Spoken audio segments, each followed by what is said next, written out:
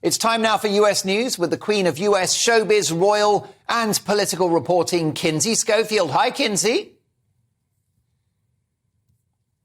Mark, great show. I'm enjoying you this afternoon here in California.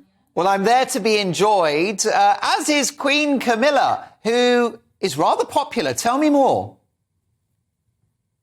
Right. So polling that's been done recently by Newsweek, which has surprisingly been a huge fan of the Sussexes and has been very celebratory of them throughout the last few years, suggests that after the release of Spare, it's hurt not only the royal family's brand, but the Sussex brand. The only person coming out the winner is Queen Consort Camilla. And why that is so surprising is because the Netflix documentary, Harry and Meghan's Netflix documentary, and the book came out around the same time that The Crown season 5 came out, where they revisited There Are Three of Us in This Marriage.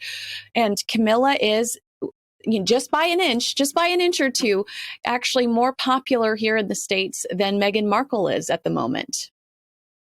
I know that you've got mixed feelings about Camilla in relation to her role in the breakup of the marriage of the Prince and Princess of Wales at the time, Charles and Diana. Have you revisited your position on Camilla in recent years?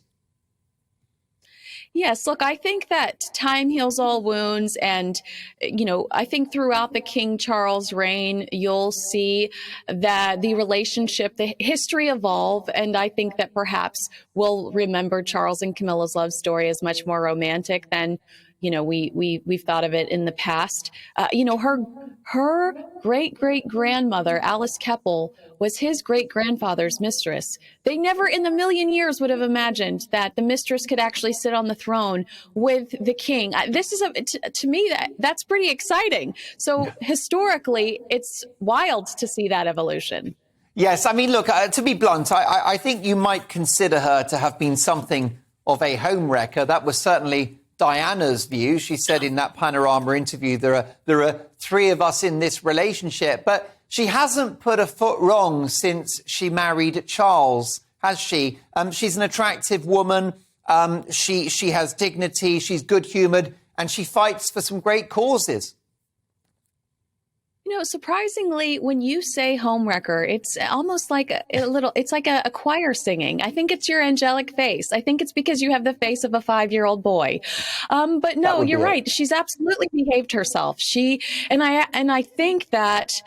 I honestly think that people are watching Harry and Meghan throw grenades from the States and really appreciate the fact that the family is focusing on serving others and they're not getting mixed up in the mud.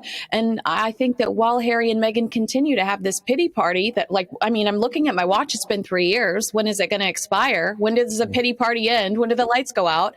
I think that people are just kind of impressed by the fact that Charles, Camilla, William, and Catherine continue to do their duty and they focus on the future.